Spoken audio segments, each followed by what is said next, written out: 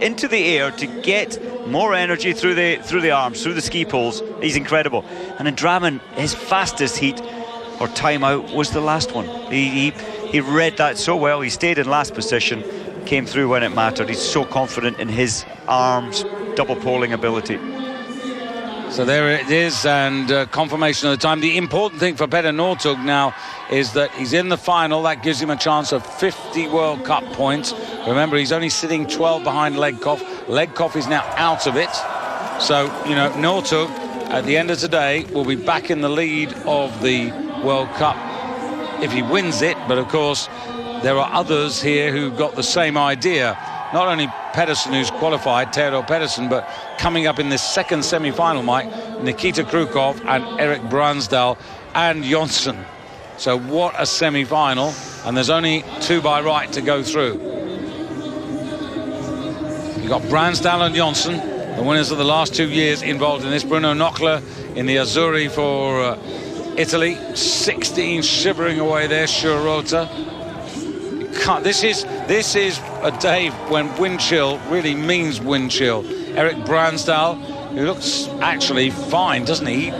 Of all the people, he just looks, oh, it's fine, you know. I can handle this, yeah. It's just a strong wind. Yeah, also looking a bit chilly there. Jonsson.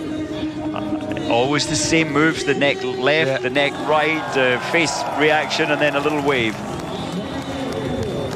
And Krukov. Trying to stay sheltered behind yeah. The advertising there. That's sensible. But he's feeling the cold. I think this wind chill, David, is taking the -4 degrees down to an effective -10, -11. Well, that's exactly what Finn Kroll was doing. He hid until the moment of his name being announced. Sensible. Get that wind chill factor away from your muscles. I'm surprised they're not actually with coaches holding tracksuits around their shoulders for a little longer. But same for everybody.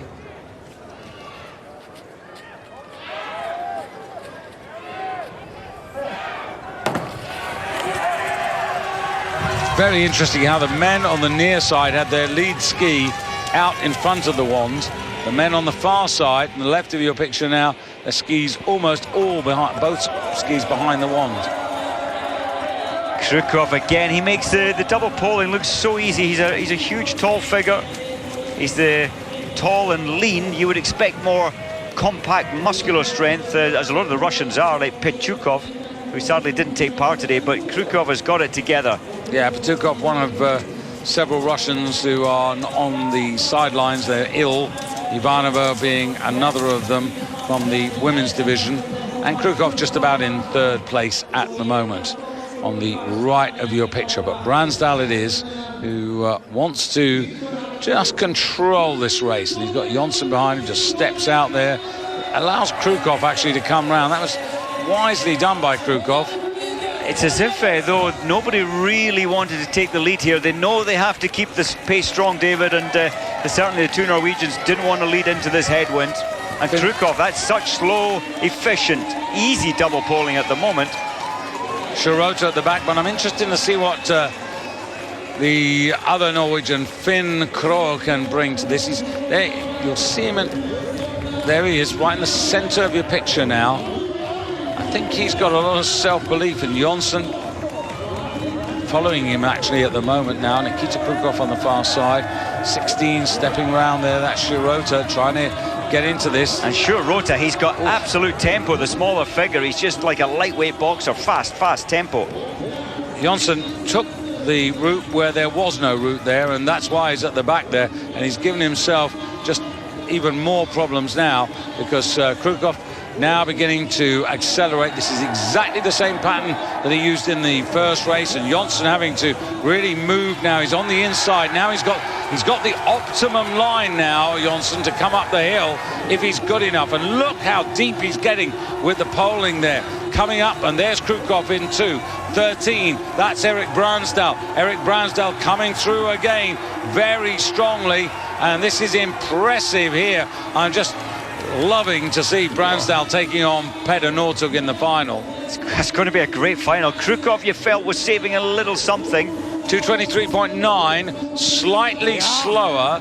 Now that means that Ustugov, to me, gets through. And possibly even Thomas Northug. Well, yeah, possibly, because what you're looking at there is Jonsson had a 2-second deficit, which makes him 2:25.9, whereas Northug would be 2:24.2. So I think you're absolutely right, Mike, that the two best or lucky losers are going to come out of the first semi-final. And Jonsson, the sprint champion here in Sweden, on a course that he's won on, I reckon, unofficially, is out of this. He was caught sleeping, David. He tactically, he put himself in there. I know he had that little tangle, but he didn't have the energy. He certainly needs to use his legs when it comes to classic sprinting, and the arm power not quite the same for Jonsson.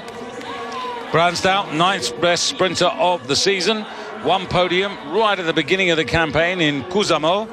But other than that, he's raced sparingly, and he's been in the top 10 in every other sprint that he's made, or contested, I should say. But Ustugov and Northug, that's Thomas Northug, confirmed now as the best or lucky losers. So Petter Northug, Theodor Pedersen, Ustugov and Northug, Erik Bransdal and Krukov, those will be the men in the final.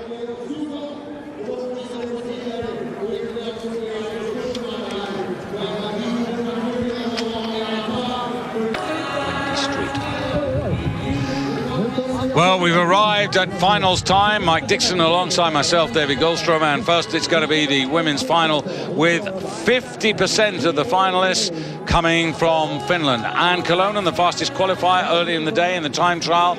Mona-Lisa Malvalehto and Kerttu Niskanen, who got through, as you can see there, LL as a lucky loser, together with Marit Bjørgen. Marit Bjørgen is the only representative for Norway, and she has won here. She won here last season. She won also back in 2004. Another prolific winner here in the past was Petra Maric for Slovenia. Anna Olsen was the last Swede to win, but Sweden not represented in this final. That was in 2010. And if you go back even earlier, Bente Skori, or Bente Martinsson as she was back in 2000, also twice a winner here. And the only other one I haven't mentioned for Finland, the last time they won it, Verpi Koitinen in 2008. But they got 3 chances today, and who's to say that it wouldn't be Finland 1, 2, 3? I don't think I'm going to go for that prediction, Mike, but the Finns have got to have a great chance here. But the question is, can anybody deal with Justyna KOWALCZYK? What's your call on it? I don't think anybody can, because Justyna, well, unless it's Marit Bjørgen, but she hasn't shown it yet. But Justyna will blast them from the start. They'll know she will, and their only chance of trying to challenge her is to stay with that crazy pace up the first climb. So the world sprint champion, Marit Bjørgen from 2013. To her left, wearing 2, the first of 3 Finns, Kerttu Niskanen. Clearly feeling the chill, but I reckon delighted to be in the final. Katja VISNAR for Slovenia. Slovenia, this won by Petra Maric in 2009 and 2011. And to her left, Katja VISNAR alongside Anne Killonen of Finland. Finland's the last winner, Verpi Koitinen, back in 2008, and she the fastest qualifier earlier in the day. They've done the prologue, they've done the quarters, they've done the semi-finals. This is now the 4th time of asking around this 1190-meter track, and Justyna KOWALCZYK, even Justyna, now you can just sense that she's feeling the cold, and the smile's there, but it's a chilly smile, isn't it? It certainly is. So cold with this strong headwind. And Mona-Lisa Malvalehto, a Sprint World Cup winner for the first time this season, really coming of age. Now, can any of them deal with a woman who's currently 2nd in the World Cup sprint ranking, 2nd to Kikkan Randall, who didn't qualify through to this stage, but has already wrapped up the sprint title for the season. She's the major absentee from this final.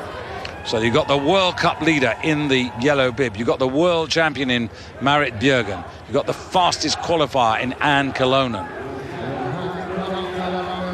3 Finns. Poland's KOWALCZYK. VISNAR for Slovenia. And plenty Polish fans here shouting Justyna's name.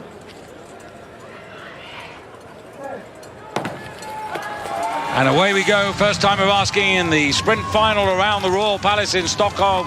Good start there by Katja VISNAR, who was really trying to take on Justyna in the semi-finals and has got a good start there, as has Anne KYLLOENEN and MALVALEHTO. And Justyna hasn't been able to dominate as she previously did in the quarterfinals and semis. She'll pick up pace now though, David, but that's a wonderful start, as you said, from MALVALEHTO, from KYLLOENEN, but Justyna just needs more hard work and she'll slowly haul them in.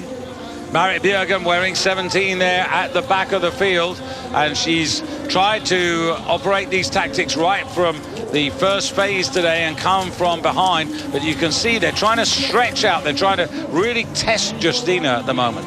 Justyna far to the right, the favoured line is second from the left, but then it gives Justyna room to take this corner wide, and that's what she wants. Yeah, and look at the glide that she's got in there, comes out of the track to make the turn.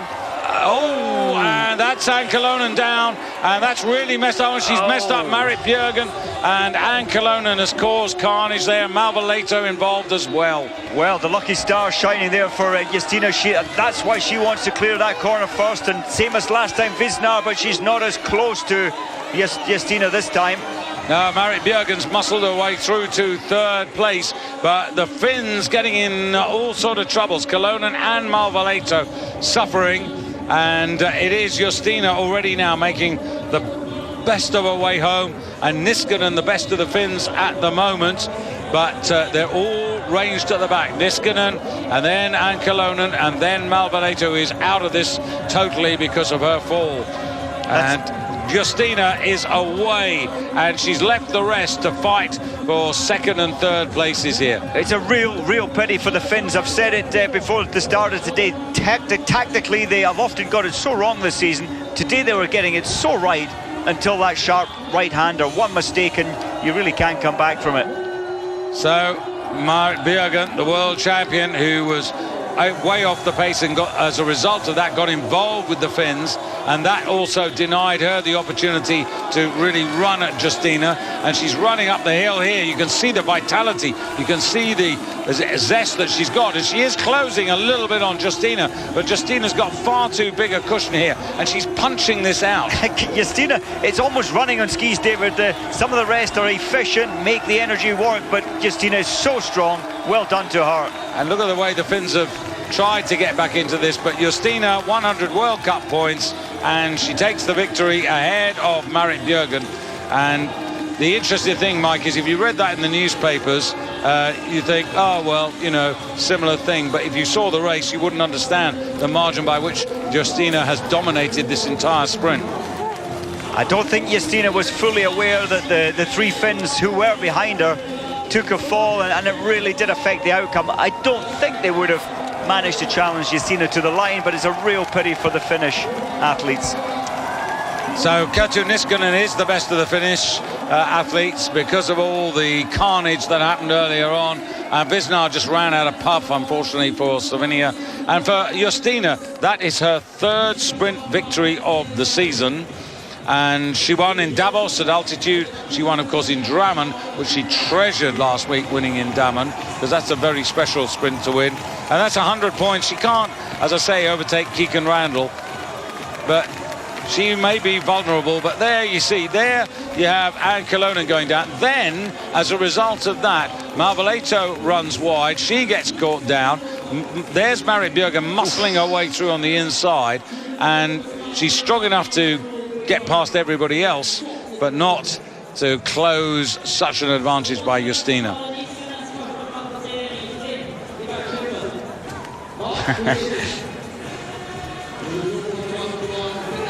So Justyna KOWALCZYK puts Poland's name on the Roll of Honor in Stockholm here for the first time, and you might feel chilly, but as soon as you